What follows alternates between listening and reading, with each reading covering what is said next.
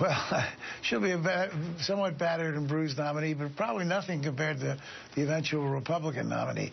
But look, we Clinton supporters, it would come with ill grace if we were angry at Senator Sanders for staying in until the end.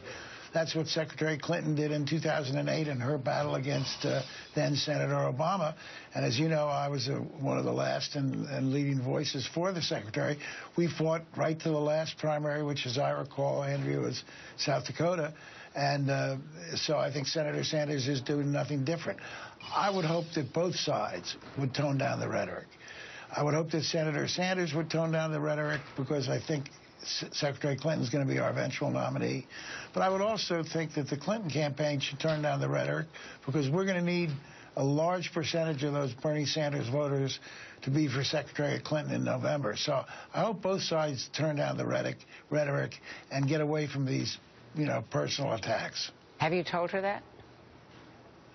Yeah, I've communicated that to several people in the campaign, and I hope that happens. And, having run for office, I ran for office 17 times, and I understand the frustration that can happen in a campaign. As a candidate, you feel you're being maligned, and you feel that people aren't being fair to you, and they're twisting the truth, and your instinct is to fight back. But I think we've got to curb those instincts. We want to respect Senator Sanders. What he's done is, I think, pretty remarkable. He's to be praised for it. He's brought a lot of new people into the system and into the party, and we should be respectful of him, and he should be respectful of the Secretary. Secretary has been an outstanding public servant in every capacity she's held, and she's likely to be our nominee, and we all want her to win, and I think Senator Sanders wants her to win.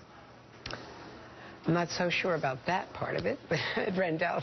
Well, he'd like to win himself, but if Right. he can't win himself, I think he'd prefer that she wins Fair enough. more than anybody else. Governor, thank you very much. Thanks for being with us today.